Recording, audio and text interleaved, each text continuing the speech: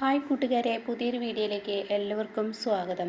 അങ്ങനെ ഭാനുമ്മയുടെ ഉപദേശം കഴിഞ്ഞതിന് ശേഷം സുശീലയാണ് കേട്ടോ കാണിക്കുന്നത്. അയലുമേൽ ഡ്രസ്സ് ഇങ്ങനെ വിരിച്ചുകൊണ്ടിരിക്കുകയാണ്. ആ സമയമാണ് അനുപമയുടെ കയറി വരവ്.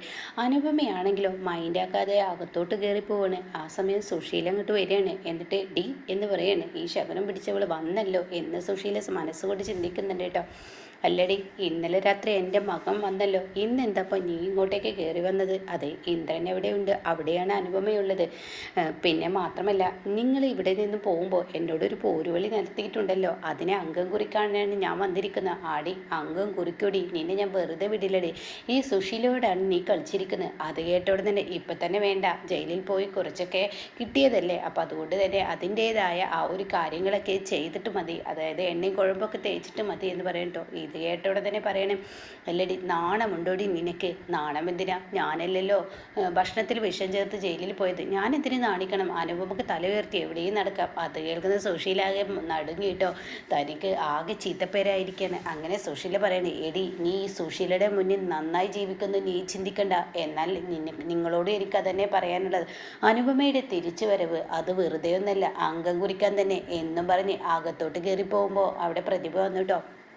ആഹാ, അപ്പം അതിനിടയ്ക്ക് വിച്ചുട്ട എന്നൊക്കെ പറഞ്ഞ് സുശീല വിളിക്കുന്നുണ്ട് കേട്ടോ. ഈ അച്ഛമ്മയെ മറന്നോ? അപ്പോൾ അനുപമ ചോദിക്കുന്നുണ്ട്, അച്ഛമ്മയെ അങ്ങനെ മറക്കാൻ പറ്റില്ലല്ലോ വിച്ചുട്ട, നമ്മളാരെയും മറക്കുന്നില്ലല്ലോ, നമ്മളെ അല്ലേ എല്ലാവരും മറക്കുന്നത് എന്നൊക്കെ പറഞ്ഞ് പ്രതിഭക്ക് വിളിക്കുമ്പോൾ ഉടൻ തന്നെ അല്ല ചേച്ചി, ചേച്ചി ഇന്നലെ ഇന്ദ്രേട്ടൻ ഇങ്ങോട്ടേക്ക് വന്നിരുന്നു, കുറച്ച് മിനുങ്ങിയിട്ടുണ്ടായിരുന്നു. ചേച്ചി ഇന്ദ്രേട്ടൻ അറിഞ്ഞിട്ടാണോ അങ്ങോട്ടേക്ക് വന്നത്? ഞാൻ ഇന്ദ്രേട്ടൻ അറിഞ്ഞിട്ടില്ല, ഞാൻ ഇന്ദ്രേട്ടൻ പോകുന്നതിന് പിന്നാലെ ഇങ്ങോട്ടേക്ക് പോന്നു. ഇന്ദ്രേട്ടൻ എന്നോട് പറയാതല്ലേ പോന്നു, അപ്പോൾ ഞാനും ഇന്ദ്രേട്ടനോട് പറയാതെ പോന്നു. എന്താ നിങ്ങൾ തമ്മിൽ ചെറിയൊരു സൗന്ദര്യപ്പിണക്കം ഉണ്ടെന്ന് തോന്നുന്നു? ഉണ്ട്.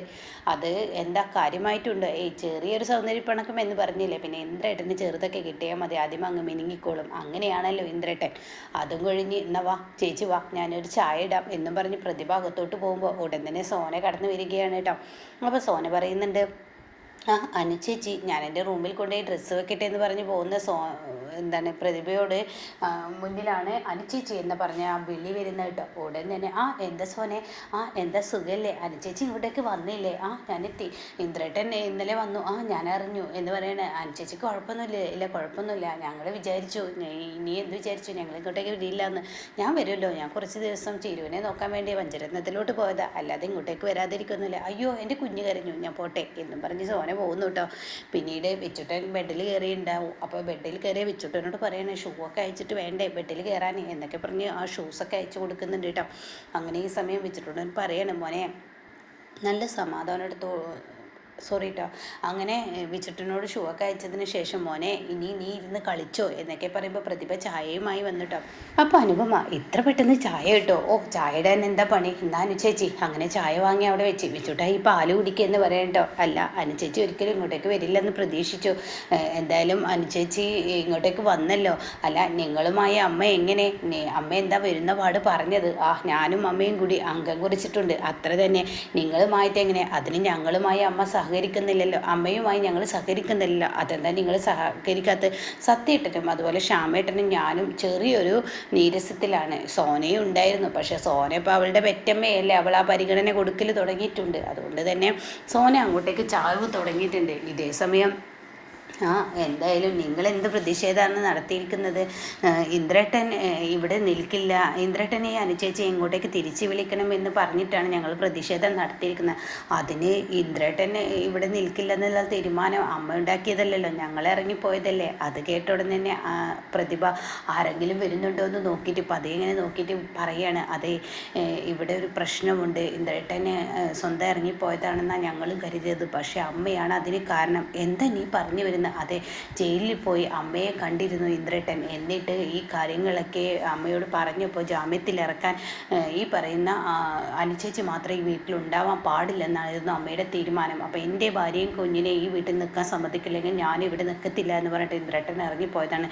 ഇതൊക്കെ ഞങ്ങളോട് ഇറങ്ങിപ്പോകുന്ന അന്ന് ഇന്ദ്രേട്ടൻ ഞങ്ങൾ പറഞ്ഞത്, ഞങ്ങളും അങ്ങനെയൊക്കെ തന്നെയായിരുന്നു. ഇതൊക്കെ കേൾക്കുന്ന അനുപമ ആകെ ഞെട്ടിപ്പോവാണ് കേട്ടോ.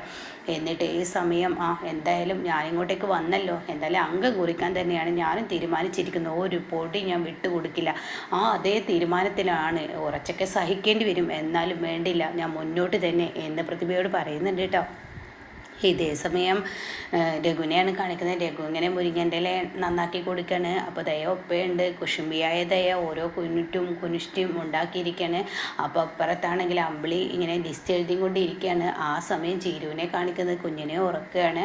അപ്പോൾ ഇതേ സമയം അല്ല രഘുവേട്ടൻ്റെ കമ്പനി കാര്യങ്ങളൊക്കെ ഇനി ആരാ നോക്കുക? രഘുവേട്ടൻ ഇവിടെ ഇങ്ങനെ നിന്നാൽ ശരിയാവുമോ? അത് കേട്ടോടനെ രഘു പറയാണ്, എനിക്കിപ്പോൾ കമ്പനി കാര്യം മാത്രം നോക്കിയാൽ മതി, പോരല്ലോ, എൻ്റെ ഭാര്യയുടെയും കുഞ്ഞിൻ്റെയും എൻ്റെ കുടുംബമൊക്കെ ഞാനൊന്ന് നോക്കണ്ടേ, അതിന് വേണ്ടിയിട്ടാണ് ഞാൻ ഇങ്ങോട്ടേക്ക് വന്നത്, വെറുതെ ഒന്നല്ല.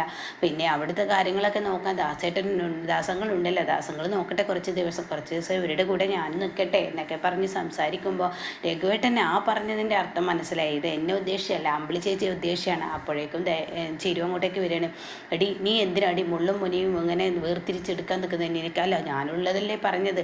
അപ്പോഴേക്കും അമ്പിളി പറയാണ്, എന്തിനാ ചിരു നീ ഇവിടെ നിന്ന് നീച്ചു വന്നത്? നിന്റെ നൂല് കെട്ട് കഴിയാതെ നീ എണീറ്റ് വരാൻ പാടില്ല. ആര് പറഞ്ഞു നിന്നോട് എണീക്കാൻ? അത് ചേച്ചി, എനിക്കവിടെ ഉള്ളിലിരുന്ന് ബോറടിക്കുകയാണ്, ഒരു ശുദ്ധവായുവൊക്കെ കൊള്ളട്ടെ, ആയിരിക്കാം. എങ്കിലും പഴയ നാട്ടു നടപ്പുകൾ ഇങ്ങനെയാണ്. പഴയ നടപ്പുകൾ പഴയ ആളുകളൊക്കെ ചെയ്യുന്നത് ഇന്നിപ്പോൾ ചെയ്യാൻ പറ്റുമോ അമ്പിളി ചേച്ചി? അതൊക്കെ എടുത്തു പോയില്ലേ എന്നൊക്കെ ദയ പറയുമ്പോൾ, ഞാൻ ഇവളോടാണ് പറഞ്ഞത്, ഇവള് ചെയ്യണം. എടി നീ പച്ചക്കറി അറിയണമെങ്കിൽ പച്ചക്കറി അറിയേ, അല്ലാതെ നൂനിക്കാൻ നിൽക്കണ്ട എന്നും പറഞ്ഞിട്ട് ദയെ വഴക്ക് പറയണം കേട്ടോ.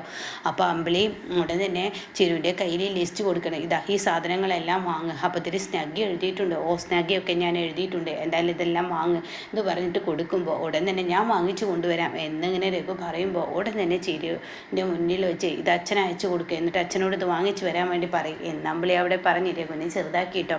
അപ്പോൾ രഘുവിൻ്റെ ഉള്ളിൽ ചെറിയൊരു ദേഷ്യമൊക്കെ വരികയാണ്. അപ്പോൾ ഉടൻ തന്നെ ദയ പറയണേ, ഇതെന്താ രഘുവേട്ടാ, നിങ്ങൾ കാര്യമായിട്ടുള്ള പിണക്കം തന്നെ ഉണ്ടല്ലോ, എന്താ നിങ്ങളുടെ പ്രശ്നം? എടി ഞങ്ങളുടെ പിണക്കം നോക്കാതെ നീ നിൻ്റെ പണി നോക്കി ഈ പച്ചക്കറി ഇപ്പോഴെങ്കിലും അരിഞ്ഞു കിട്ടുമെന്ന് ചോദിക്കുന്നുണ്ട് കേട്ടോ.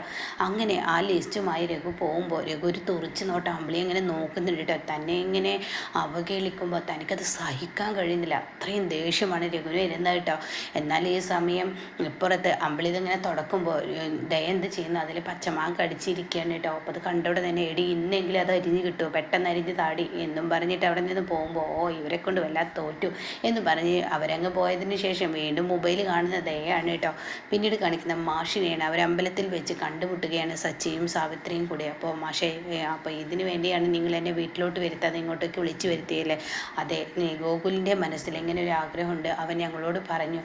അപ്പോൾ അത് കേട്ട ഉടൻ തന്നെ, എന്താ മാഷേ, ഞങ്ങൾ പറയാൻ പാടില്ലായിരുന്നു, ഞങ്ങളത് ഒളിച്ചു വെക്കണമായിരുന്നു, പക്ഷെ അങ്ങനെ തോന്നിയില്ല, ഉള്ളതുപോലെ പറഞ്ഞതാണ്.